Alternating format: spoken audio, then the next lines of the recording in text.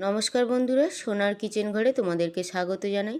তো আজ আমি বানাবো কাঁকরোলের সম্পূর্ণ নিরামিষ এক নতুন রেসিপি। তো এই কাঁকরোলের রেসিপির ভিডিওটি পুরো দেখার অনুরোধ রইল। আর এই রেসিপিটি যদি ভালো লাগে কমেন্ট করো, লাইক শেয়ার সাবস্ক্রাইব করে আমার পাশে থেকো। যারা আমার চ্যানেলটিকে এখনও পর্যন্ত সাবস্ক্রাইব করেছো তাদেরকে অসংখ্য অসংখ্য ধন্যবাদ।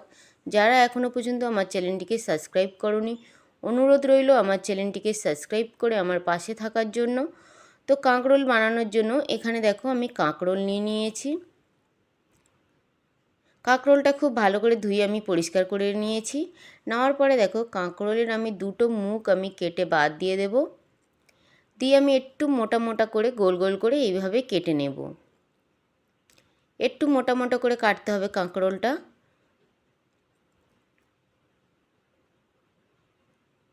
দিয়ে দেখো এইভাবে আমি কেটে নেব।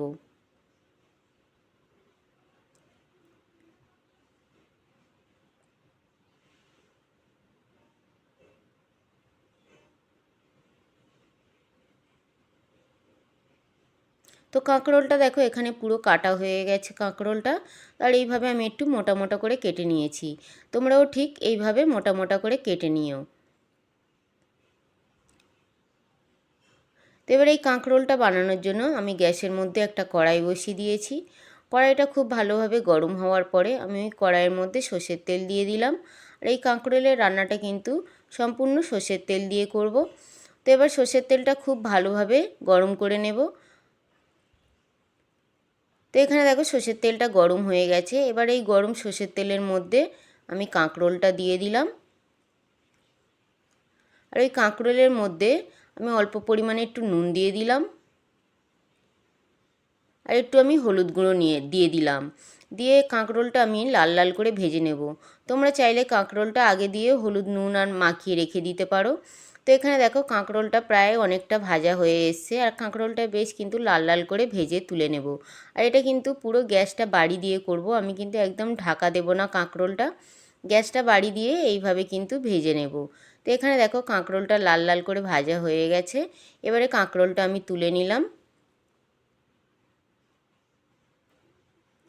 এবার এই কাঁকরোলের জন্য আমি একটা মশলা বানাবো। তার জন্য আমি একটা মিক্সির জার নিয়ে নিয়েছি। মিক্সির জারের মধ্যে আমি 1 চামচ কালো সর্ষে দিয়ে দিলাম।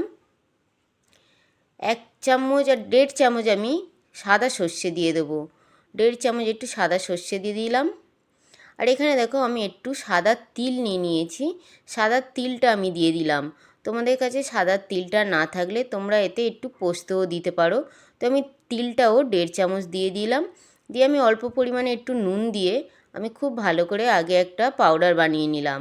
নেওয়ার পরে দেখো এখানে খুব ভালো করে সর্ষে আর তিলের একটা পাউডার হয়ে গেছে।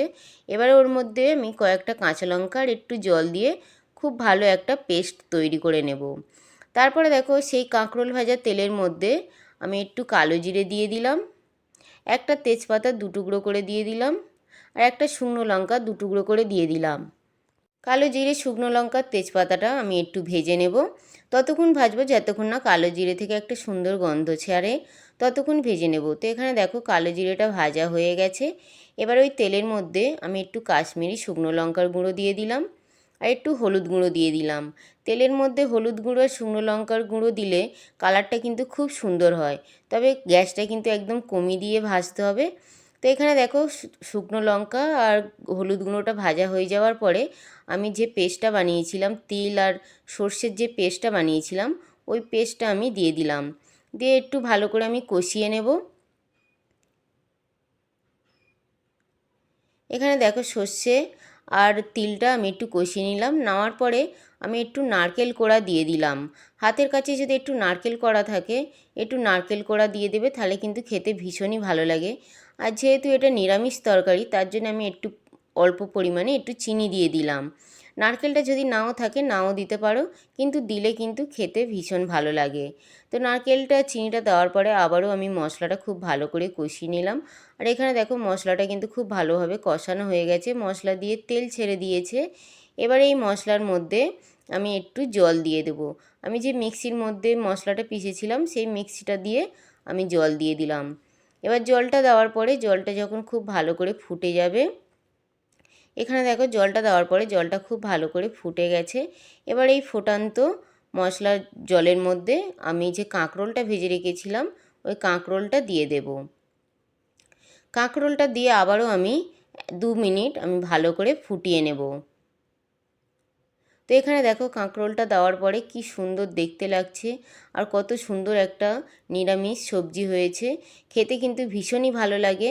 তোমরাও কিন্তু বাড়িতে এইভাবে একবার হলেও বানিয়ে খেয়ে দেখো, আশা করি ভীষণ ভালো লাগবে। তো কাঁকরোলটা এবারে কিন্তু রেডি হয়ে এসছে, আর আমি 30 সেকেন্ডের মতন ফুটিয়ে নেব।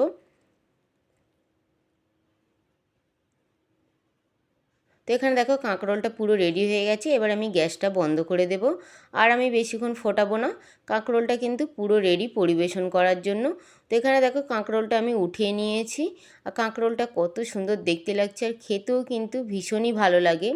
কাঁকরোল তো অনেকে অনেক রকম বানায়, একবার এইভাবে আমার মতন বানিয়ে দেখো, আশা করি তোমাদের ভীষণ ভীষণ ভালো লাগবে।